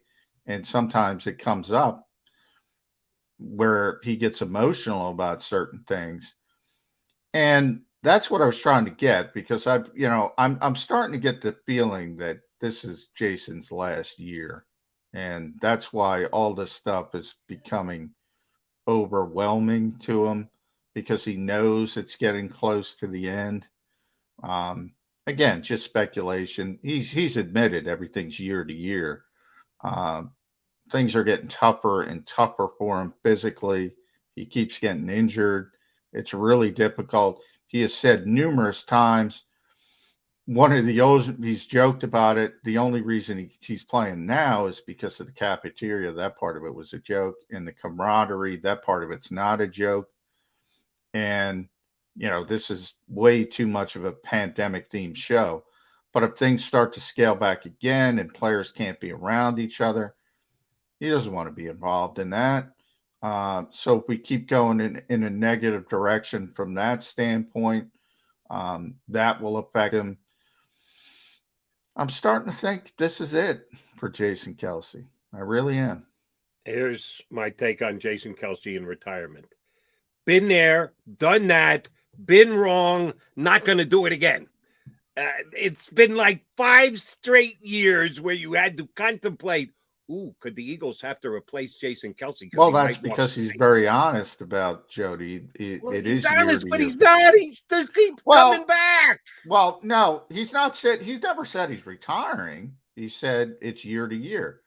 I'm saying he's been very honest about saying, you know, he takes time. And that's sort of the natural, right? Like, if you got him the day after the season, he's probably going to say, yeah, I don't know if I want to go through this again. And then you recharge your batteries, and a couple months later, you miss your friends, and you miss Lane Johnson, and you miss all the guys you have fun hanging out with, and you say, yeah, I want to go back and do that. And that's part of the human nature of the cycle. But, you know, his family is starting to lean in that direction as well. Just speculation, but he's 34 years old. He's taking a beating. It's tough for him to get through the weeks. It's got to end sometime. Didn't Mr. Whitworth play this past week at age 40 on the offensive line for the deleted? Now I got to call him. I wanted to call him several different things. St. Louis, the Los Angeles Rams. Hey, Jason Peters is still playing. Some people some people want to play, some people don't want to play. Everybody's different. I'm not saying he can't play. He certainly can play. I don't know if he wants to go through it. It's a grind, professional football. It's a grind for me. Never mind the players. It is a physical grind on them. And that's someday. I hear what you're saying, but one day we're going to wake up on Birds 365, and he's going to go down that road. We're getting closer to that point, I believe. Father Time is still undefeated. I know Tom Brady keeps being the best player in football at age 44, and he is so much the exception to the rule. Father Time's going to get him too. Just getting him later than anybody else. And Father Time will get Jason Kelce. I get it. I'm not speculating. I'm tired because for 4 or 5 years in a row now, Jason, year to year, will make up them. Really simple, Jason. You're the starting center until the day you say you're retired. And until then, you're the center. You're the man. You can cry all you want until you look me in the eye and say, I'm retired. And even at that, because guys come back from retirement, you can't put the final stamp on him. But I'm not even going to think about it until Jason Kelce steps up and says, I'm done. I retired. I can do without the cafeteria. My wife has improved her cooking. We'll be perfectly fine. Thank you very much. Good night and get home safely. Until he does that, I'm not going to think along those lines. And it's a good thing to know he is physically ready to go and be ready to play this week. I don't know if he's physically ready to go, but he's physically ready to play. He's physically ready for Jason Kelce standards, yes, which are different than everybody else on the Philadelphia Eagles. He plays through absolutely everything, and that's the reason why he is as good as he is, and he's beloved as he is in this town. And he's the guy who's going to snap the ball back to which quarterback again? Johnny Mac, who's going to be getting it on Sunday?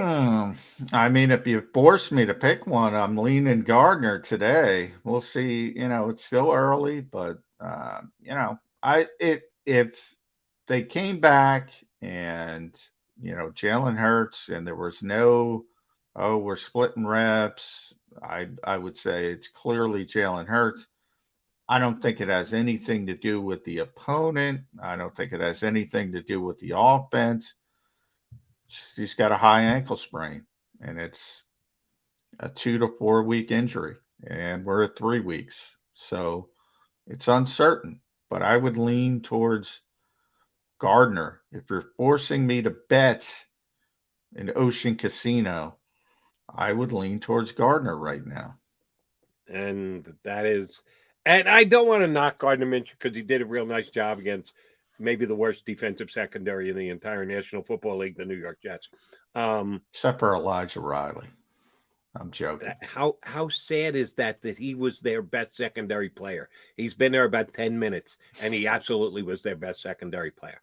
Yeah, they're a little bit better, but the undermanned Washington football team is what Gardner Minshew and or Jalen Hurts is going to have to go against on Sunday. We'll get some more insight on where the Washington football team is, how many guys who are on the COVID list are actually already vaccinated and could be ready to go by Sunday, but will do so with no practice leading up to the game. We'll talk about all things Washington football team with our next guest. We're scheduled to be joined by Grant Paulson, who is the afternoon drive host on 106.7 The Fan down in D.C. GP joins us next here on Birds 365.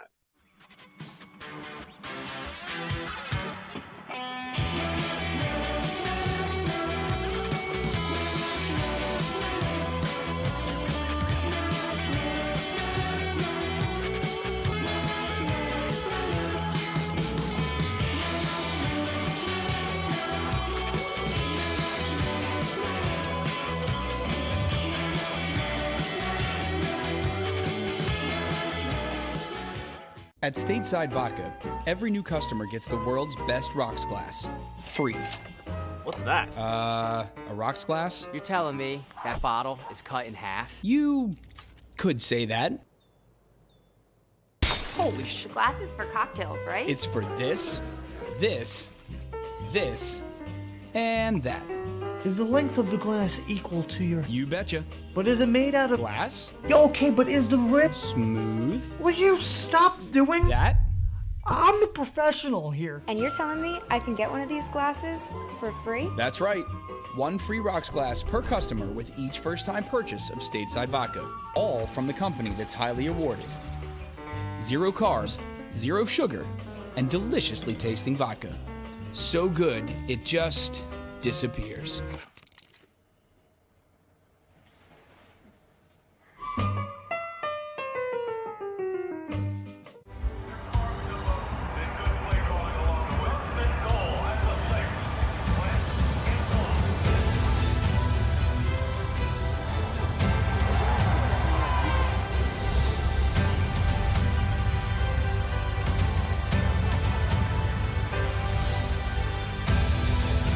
Field of life, First Trust Bank is there for you. Champions on 3. 1, 2, 3. Because Philadelphia dreams deserve a Philadelphia bank. When it comes to the fight against insurance companies, large corporations, and the healthcare industry, injured victims are always the underdog. But that doesn't worry us. At Messon Associates, we're an injury law firm from Philadelphia, and we come to fight. Our clients know that they've got representation with a chip on its shoulder, and it's the same chip that makes Philly the toughest city in the country. Call 215-568-3500 or visit us online at messalaw.com. Messa & Associates, the toughest injury firm in Philadelphia. Go for the midnight dares. Go for the game. Go for the hits. Go for the fans. Go for the win. Go to Ocean Casino Resort. Book your trip at theoceanac.com.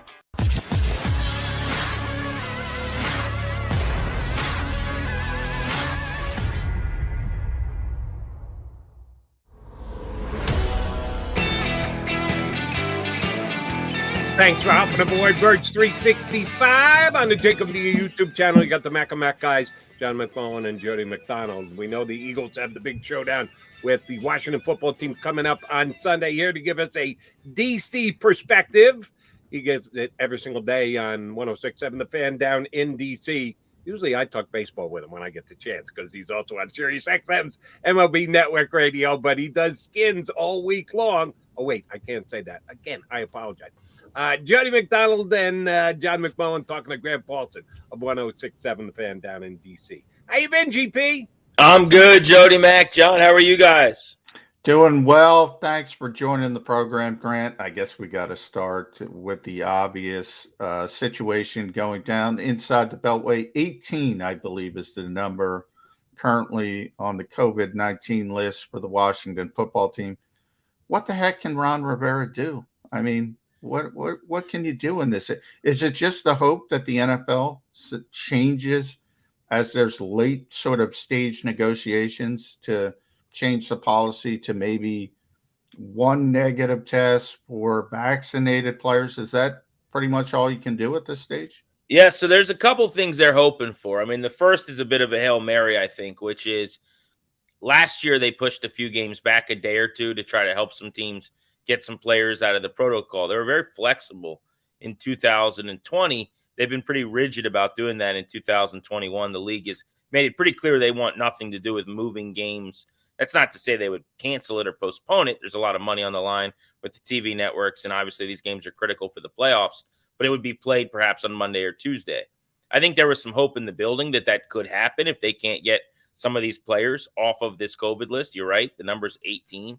The problem with that is that it's just not going to happen based on what they're hearing from the league. So then you go to plan B for them, which is, as you said, and it's not just Washington, right? It's the Rams, it's the Browns. And most teams are affected in some way by one or two players who are dealing with COVID.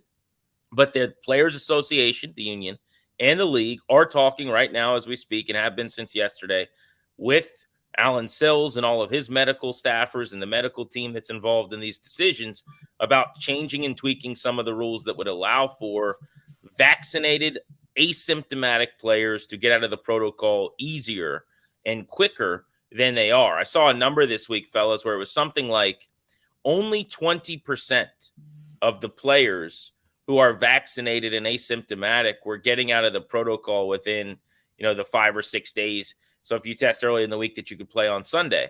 And I think originally the whole point was they were making it really tough on unvaccinated guys so that they got vaccinated, obviously. But what has happened is, while we thought, well, if you're vaccinated and you're asymptomatic, you'll get out of the protocol pretty quickly. You'll test negative a couple times. It just hasn't happened like they thought. So maybe you'll end up only needing one negative test to get out of the protocol, something like that. Right.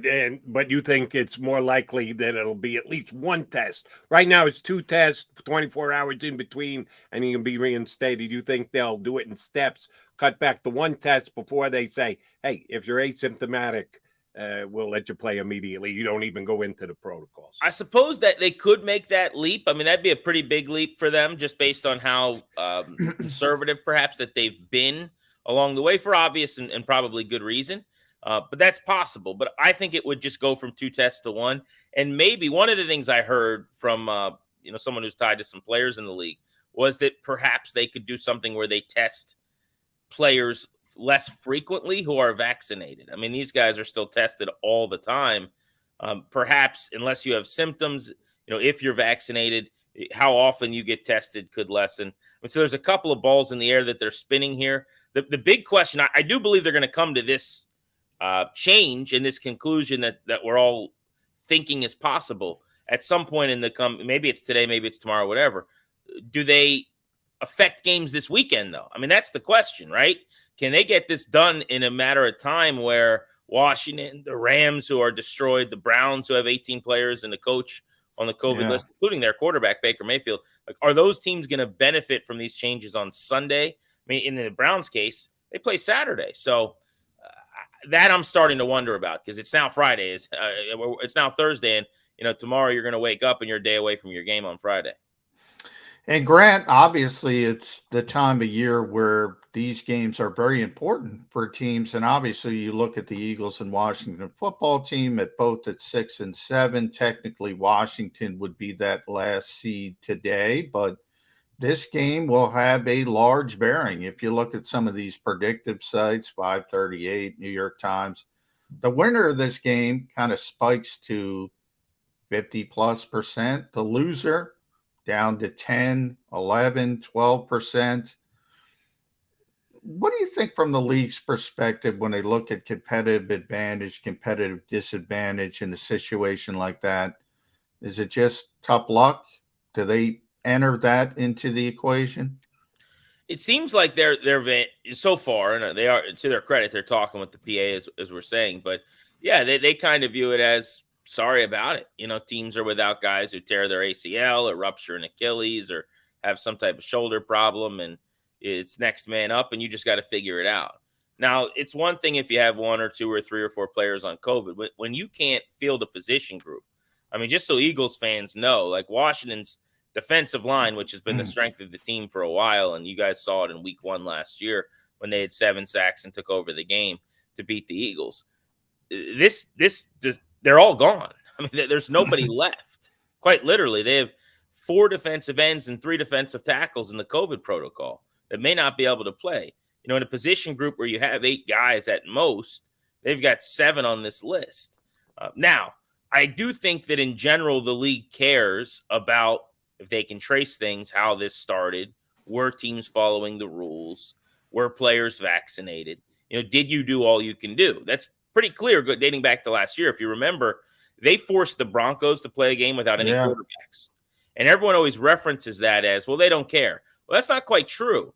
I had Peter King on my show this week, and he kind of drew a line in the sand where he said the league investigated that, and they found that the Broncos quarterback room kind of nefariously tried to skirt the rules, where they weren't wearing their monitors. They were taking them off.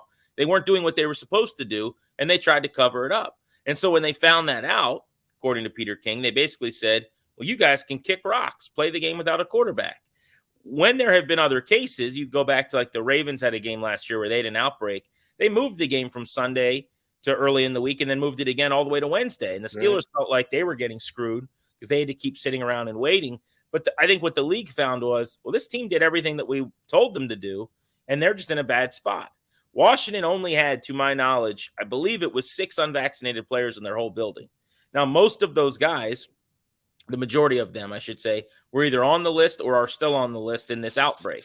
But having said that, the vast majority of these 18 players did what the league wanted. They got vaccinated. And while I guess we're not around them all the time, so I can't tell you as gospel that they've done everything they were supposed to do with distancing and masks and all this stuff, the league has not punished anybody. The league has not said that they didn't do anything. There's no pictures of them partying. So I don't know how they can just assume that they were up to no good. So if they got vaccinated, the league wanted you to, and they followed your rules, it's hard for me to imagine that the league's just going to sit back and go, sorry, guys, your season's on the line on Sunday, and there's nothing we can do to help you. But again, it's not just Washington. It's the Rams dealing with this. They're playing a massive game, a game back in the West, and the Browns have a chance to win their division and don't have a quarterback or a coach. And the league right now has said you're playing on Saturday. So it's unbelievable. It really is. If we were playing this game on the schoolyard on Saturday and you got to finish up the game, so if the other team has issues, you lend them one of yours. We give you Ryan Kerrigan back if you wanted him because he has done a lot for the Eagles, but that unfortunately is not going to be what happens. But the red on top of everything else, Washington has injury issues. I'm not even talking COVID. Yes, I understand their quarterback took full participation yesterday in practice, but you're going to tell us exactly how close to 100% Taylor Heineke is. They've got a couple of key players with concussion issues and all that. It'd be one thing if they just had all these COVID issues. They've got injury issues on top of it, Grant. Give us the update on McLaurin and Heineke going into the game. Yeah, take COVID out of the equation for a second. They're pillaged by injuries. I mean, they really are. Like, to the point where last week they got beat by Dallas 27-20. And just so people that didn't see the game know, it was not that close. They were down 24-0 at the half. They were down 18-0 after one quarter. And to their credit, they play hard under Ron Rivera. They scratched and clawed. They had a pick six defensively. Dak played a pretty bad game. And they ended up having the ball down 27-20 with a couple minutes to go. So it seems like it was close. But when you look back at the game, they got worked. It wasn't close. But I think a lot of it was they just didn't have enough horses. And that was before the COVID outbreak. So to quickly run through it, you mentioned quarterback Taylor Heineke. He will play. They have to have him play at this point because their backup, who finished the game when Heineke got hurt last week, Kyle Allen, is in the COVID protocol. So he's not available for Sunday as of right now anyway. So, if you don't mind me interrupting, if that's the case and Allen isn't good to go, who's the backup right now to Heineke? So they would pull Kyle Shermer off the practice squad, who nobody in D.C. could recognize if you paid them to pick him out of a lineup. Pat Shermer's kid. Yeah, Pat Shermer's son. Kid. Exactly. Yes. So he's on their practice squad.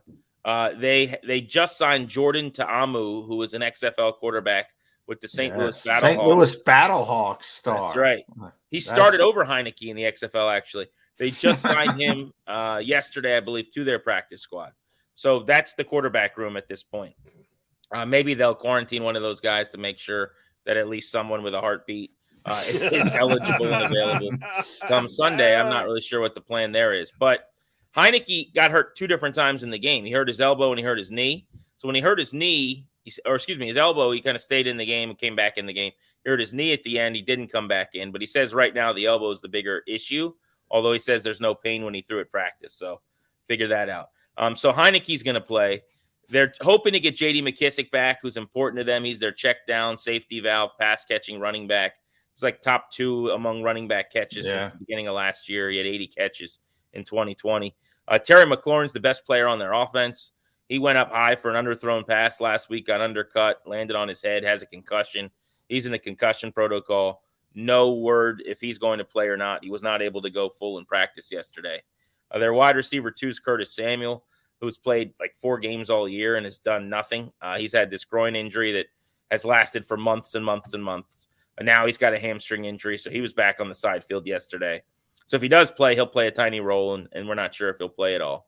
They have a wide receiver who stepped up last week named Cam Sims, who caught a 43-yard touchdown. He is also in the COVID protocol, probably not going to be available as of right now. They have their best tight end, Logan Thomas, is out for the year with a torn ACL. So they've got a tight end who's come on, and John Bates, who is, as of right now, their only tight end left standing because they have put 2 tight ends in the COVID protocol. Their starting right tackle, Cornelius Lucas, is one of the 18 guys in the COVID protocol. They're without their starting center, Chase Roulier. They're actually down to their fourth center now. Not just because of injuries, one's in the COVID protocol, but they lost their third center to a torn Achilles last week against the Cowboys. Yeah, so go ahead. Other than that, yeah, how's the play, Mrs. Lincoln? Which is funny because we got a chance to have our 10-minute talk with Ron Rivera yesterday, and that was my first question to him was, how do you prepare? Forget about the COVID stuff. How do you practice? How do you do anything in these circumstances? What's been going on from that perspective? Yeah, that's what I don't get. Is how are they even practicing? You know, I remember, Jody, you'll remember this. The alternate sites for baseball before the season when they were doing the COVID year, like there were teams, because of just how the rosters were constructed, where if a guy got called up or someone got COVID, they didn't have like a full 9 to field all the positions. It was like a Sandlot bit. So they would quite literally have like a trainer stand in left field and play left for these like major league level simulated games. I have to imagine it looks something like that right now, where they've just got like random people standing at positions, or maybe are going through the motions in practice without players at every spot. Because we went through in a funny way, like the long-winded injury report a second ago. We didn't get to the defense, which is the one that's hurt by COVID. Like those were the injuries. They don't have a defensive line. They've got multiple linebackers on COVID. They've got 2 corners on COVID, including their best corner, and a safety. So I don't really know, to answer your question, John. Yesterday they had a practice. They didn't do anything indoors. All their meetings are Zoom and virtual, but they feel good about being able to go outdoors, put a mask on, and go through this workout. But I have no idea what they were able to accomplish. How could you? I was only half kidding when I said, well, we'll lend you Ryan Kerrigan if you need him back for practice purposes, because, Ron Rivera is dealing with unprecedented shortcomings getting ready for this game this week. All right, the Eagles were on the bye last week. So as soon as the game is over against the Jets, you start to think about the next Eagle game, which we knew was almost 2 weeks down the road, but it's going to be against Washington. And I'm trying to figure out, what does Washington bring to the table, give the Eagles some troubles. And the first thing jumped to mind was Antonio Gibson, because he's had a nice season. I think he's one of the more underrated backs in the National Football League. Didn't do much last week against Dallas. Eagles didn't have a game to analyze. We do have a Washington game, and the Cowboys, A, shut them down, B, had a big lead, so it kind of took the running game away from Washington a little bit. They're going to start 0-0 on Sunday with all the injuries to the wide receivers that the Washington football team has right now. Is it going to be Antonio Gibson left, Antonio Gibson right, and Antonio Gibson up the middle? So in their 4-game winning streak, basically that was the formula, right? Was they were giving him 20-plus carries, and they were dominating time of possession. If you go back and look at that winning streak, I mean, there were a couple games where they flirted with 40 minutes to 20 minutes against their opponent. They are not skilled enough on offense. They're undermanned, as we've talked about, but they lack big play potential in a chunk yardage league, right? They don't have the ability to go score a touchdown on a 2-play 82-yard drive or something. It's just not they don't have that club in the bag. So what they have to do is they have to go on these 12 and 13 play drives where they stay ahead of the sticks. It's a tough way to live, and it's a hard margin. I mean, I'm sure the Eagles in some way can relate to this a little bit as a running team. But you guys know this. Like, it takes a holding penalty, and you're screwed. It takes a sack, and now it's second and obvious passing, and you're in a bad spot. For that month, everything came up them. They would get 3 on first down. They would get 2 on second down. It's 3rd and 5. Heineke would scramble for 6, or he'd throw a ball to Adam Humphries to make a sliding catch for 8. And they would go on these like long drives, and they would keep the football. And quite literally, like at the end of the game, they'd have 37 minutes TOP, and it worked. It's just not an easy thing to replicate. It's not really sustainable. But I guess to answer your question, Jody, that is what they have to do. It doesn't have to just be Gibson. They've got Jarrett Patterson. They've got a guy named Jonathan Williams, who they called off their practice squad last week, who scored a touchdown. They could try to diversify the backfield and give all those guys touches if they wanted to. But I think particularly with the banged up Heineke, if you don't have McLaurin, down a couple tight ends, Like, it's going to have to be a successful rushing attack, and they don't really have any other options. I mean, if they're not able to run the ball, and I'm not a big run the ball, 50 times. I think the way to score points in this league is to throw it. They scored 17 points in back-to-back wins as a run-first team against the Seahawks and the Raiders. Like, they were winning because of their defense, really. But the formula is keep that defense fresh and run it, and that's their one shot at this thing, I'd say. Grant, so we've gone down the COVID issues, we've gone down the injury issues. This organization also has Daniel Snyder issues, and it always seems to pop up. And that came up with the Washington Post again, and Will Hobson and Liz Clark with another sort of investigative report about Daniel trying to meddle in the investigation into the Washington football team. Curious as to how did that get buried because of all the COVID issues? Does Ron have to deal with that kind of stuff? Does that kind of enter into the thought process with the reporters that cover the team on a daily basis, or is it just white noise at this point because Daniel Snyder's Daniel Snyder? It's kind of the last one, honestly. I mean, so fans care a little bit. I'd say in the media, we care more, it seems like, but there are certainly fans that are obsessed with anything Snyder related that they think could be in some way damaging to him or could get him out of Washington, because kind of universally, everybody thinks that he's done a bad job and he's not a particularly good person. And he doesn't have a lot of fans here. But Rivera is really good at distancing himself from this and kind of just playing the I'm a football coach card. Now, he's also the president of the operation, and so, without the title, he's a de facto general manager. That said, he deals with the football and he kind of dismisses everything else, as he should. I mean, this is not his cross to bear. A lot of this happened before he got here. He shouldn't have to answer for Dan Snyder. And Dan Snyder never talks. He's never seen, never heard from. So that, that helps Rivera, I think, in some way, in the sense that, that you don't have to ask him, and Dan's not out there talking to kind of create more content. But specific to the report, while it wasn't surprising at all, the Washington Post kind of has details that we've all assumed were happening and was the case, which is to say that Snyder was meddling, was trying to interfere, was trying, not himself, like knocking on doors, but he had people going and talking to folks with information, allegedly, to say, hey, don't help in this investigation or whatever. But there were some amazing nuggets that came out of that story. The text message was unbelievable. The text message thing. Like, have you ever heard anything so petty? So Bruce Allen was the president of the Washington football team for a decade, and he did a horrendous job. He was Dan Snyder's best buddy for many, many years, drinking buddy and right-hand man.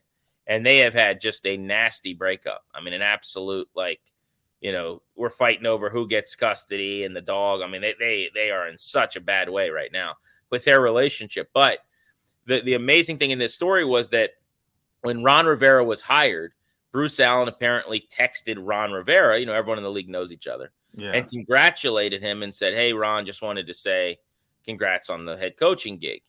Well, Dan Snyder found that out, but Dan never got a text from Bruce, who he had just fired, to say congratulations on hiring Ron Rivera. And that really upset Dan.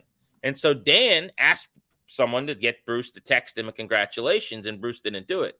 So weeks later, I guess, when they're in this fight over how much money they're going to give Bruce during the pandemic, or if they have to give him the whole contract, one of the things they agreed upon was that Dan's people said they would pay Bruce all of his money, but he had to text Dan, congratulations, hiring Ron Rivera. And the best part about this was 7 months after Rivera was hired.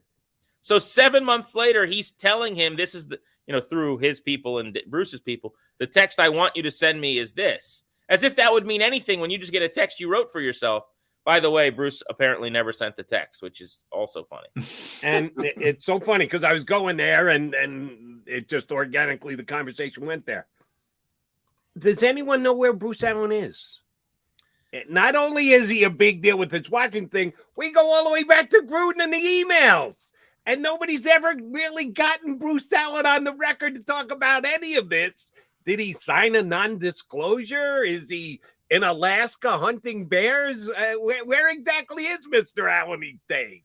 So I believe he's in California. That's where he lives. He has like an $8 million home, if I remember correctly, that he had. And in California somewhere. He's got kids, he's got a wife, so presumably he's laying low and doing the family thing. To answer your question, I'm sure. Look, I know people have reached out and tried to get him to talk. I don't know about the NDA. I would say that a lot of people that leave that building sign some type of document that says they're not going to throw stones publicly. Yep. But him and Dan Snyder are also in a legal fight, right? I mean, his name's come up in these lawsuits, and Dan has alleged that some of the former owners or former employees, and I think Bruce could be involved, has been involved in leaking sometimes fake information about him. I mean, they're in this like massive fight. So even if he wanted to talk, I'm not sure legally right now what he can and can't say. But yeah, I think geographically speaking, I believe he is in California. Gotcha. Well, Grant, I'm trying to get something positive for the Washington football team. And maybe it's apropos that you guys are inside the Beltway and politics, and everything in Washington, D.C. these days seems to be a mess from that perspective. But the one shining light to me with the Washington football team is Ron Rivera.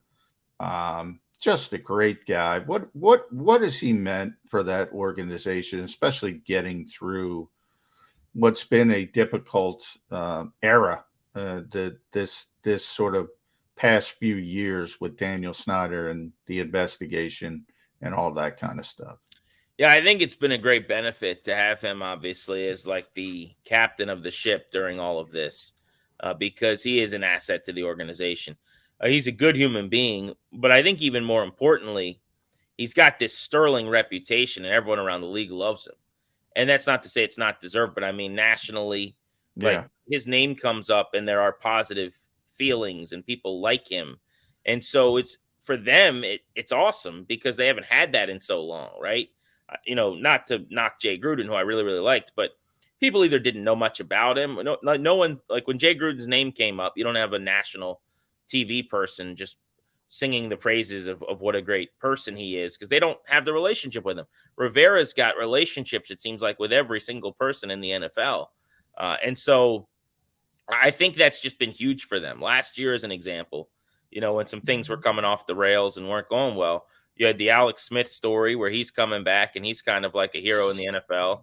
And you had Ron Rivera, and it was like suddenly they'd become one of the most likable teams in the league, which we haven't experienced here in a long time. So just having him around in that regard, because people are going to say some nice things, or, they're not going to take the same pot shots or make fun of you like they might because they like Rivera. Like that's been a benefit. And then specifically in the building, I think he is a leader of men. I think he's, he was a player, obviously 85 Bears, was a good linebacker in the league. So guys, he takes care of his players. They respect that. They like that. I think they play really, really hard for him and they like him. He's done a good job this year. I really believe that as a head coach. We're going to have to separate as we analyze Ron, the GM and the head coach, because he's never really been a GM. And I've got major questions about some of the things they've done with personnel. And maybe that's an area where you critique him a little bit harder. But as a coach, I think this year he's been fantastic. And as just a leader of men in the building in a time of turmoil, he's a really good fit. Because they needed someone to steady this thing, and he's been able to. Grant, last question, and I enjoy asking this question to guys. When we have beat guys on who cover the team day in and day out, want to give them a chance to chime in about what they think is going to happen coming up. It's a very open-ended question. Feel free to answer it as honestly or as biasedly as you see fit, but just give us the background to it. The Washington football team will beat the Philadelphia Eagles Sunday because fill in the blank. Either give us the straight scoop or say, yeah, hold on, let me put my Washington football team blinkers on. They get most of the players in the COVID protocol back because the league changes a rule. And they use it as some type of like rallying cry where it's motivational, where, all right, we were left for dead. They probably spent the week thinking they were going to roll us. Let's go out and make them pay for that kind of thing. I think for the record, guys, that's unrealistic. I think they might get a few guys back. Maybe even one of their, like John Allen's their best player on defense. He's going to a Pro Bowl. He's had a fringe all pro caliber season in the middle, like a Fletcher Cox type impact. Yep. Here's the problem. He's in the protocol. Now maybe they get him back and one or two other guys. But I still think they're going to be without double-digit players, and that's just that plus the injuries will be too much to overcome, like an insurmountable deficit. But I would say the direct answer is if you're telling me they win, the script will have been they got a lot of guys back, but they ran the ball well, and they somehow managed like a 17-14 slog fest where I don't know what the weather looks like, but maybe there's rain that no one's forecasting that comes, and both teams fumble 13 times.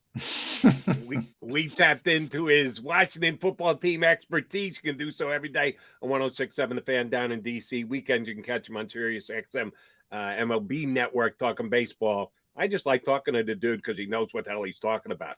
GP, always a pleasure, my friend. Thanks for coming on, buddy. We'll talk to you again down the road.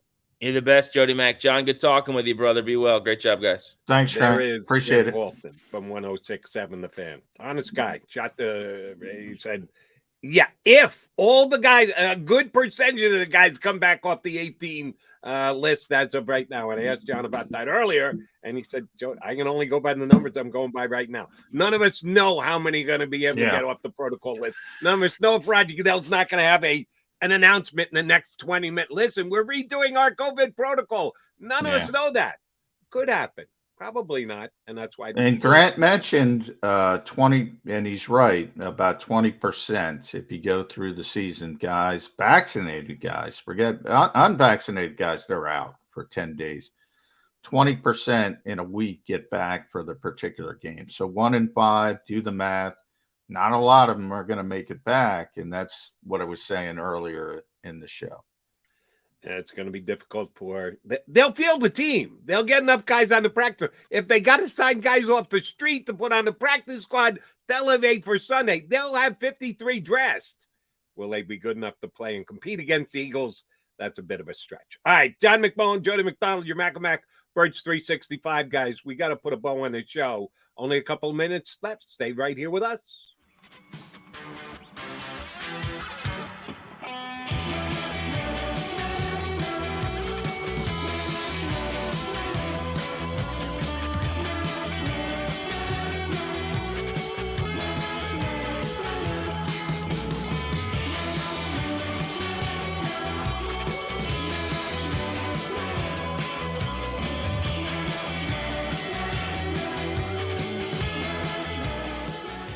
At Stateside Vodka, every new customer gets the world's best rocks glass, free. What's that? A rocks glass? You're telling me that bottle is cut in half? You could say that. Holy shit. The glass is for cocktails, right? It's for this, and that. Is the length of the glass equal to your... You betcha. But is it made out of... Glass? Yeah, okay, but is the rip... Smooth? Will you stop doing... That? I'm the professional here. And you're telling me I can get one of these glasses for free? That's right. 1 free rocks glass per customer with each first-time purchase of Stateside Vodka. All from the company that's highly awarded.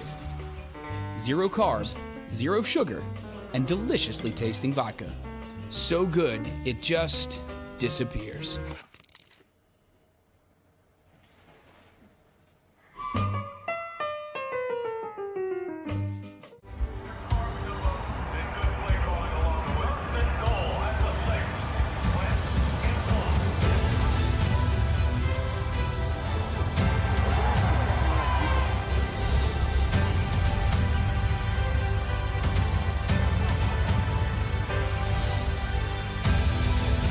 Field of life, First Trust Bank is there for you. Champions on 3. 1, 2, 3. Because Philadelphia dreams deserve a Philadelphia bank. When it comes to the fight against insurance companies, large corporations, and the healthcare industry, injured victims are always the underdog. But that doesn't worry us. At Messon Associates, we're an injury law firm from Philadelphia, and we come to fight. Our clients know that they've got representation with a chip on its shoulder, and it's the same chip that makes Philly the toughest city in the country. Call 215-568-3500 or visit us online at messalaw.com. Messon Associates, the toughest injury firm in Philadelphia. Go for the midnight dares. Go for the game. Go for the hits. Go for the fans. Go for the win. Go to Ocean Casino Resort. Book your trip at theoceanac.com.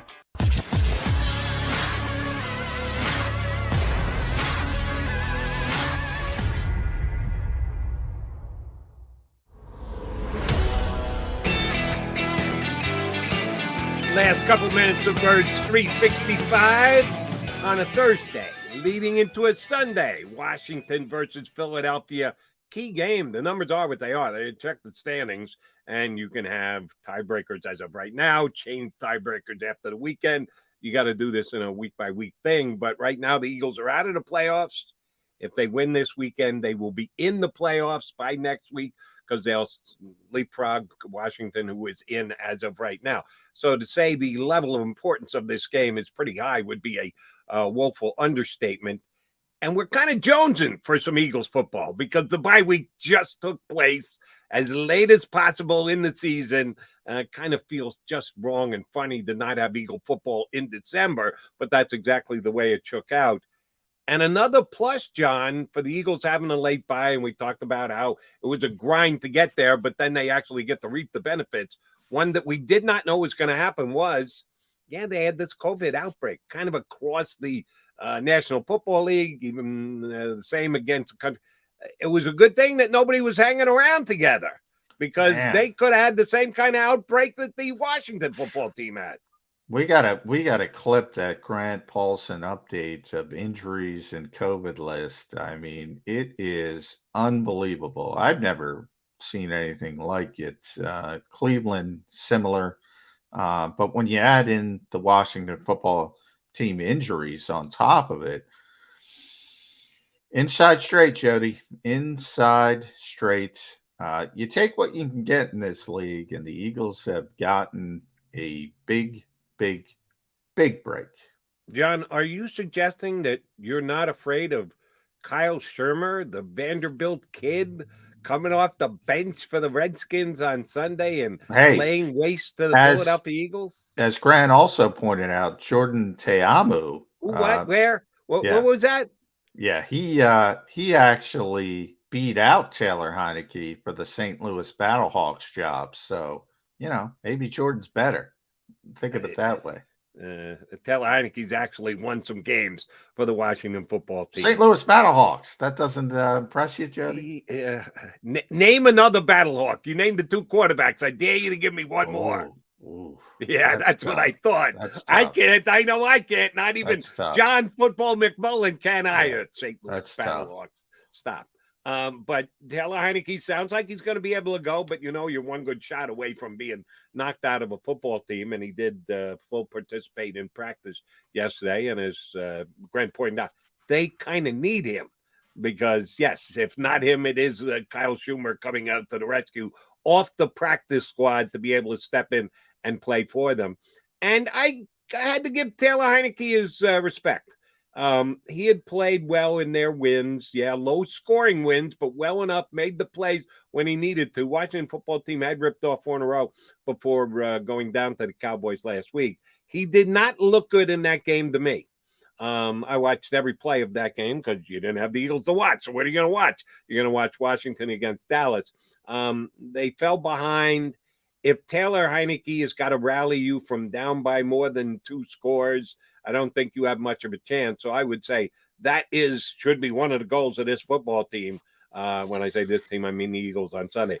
Get a lead, run the ball, don't sweat Taylor Heineke with an air raid trying to get Washington back into the contest. Yeah, I mean, if you think about it, when Washington is healthy and ready to go, they're very, very similar to the Eagles in that they try to win.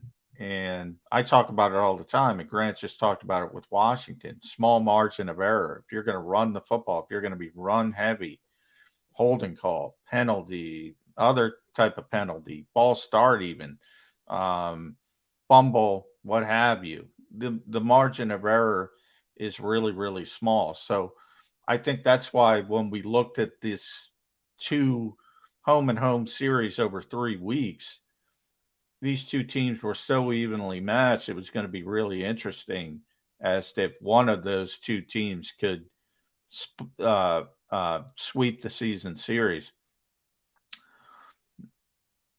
Eagles always want to play with the lead because they're not equipped to come back. That's true.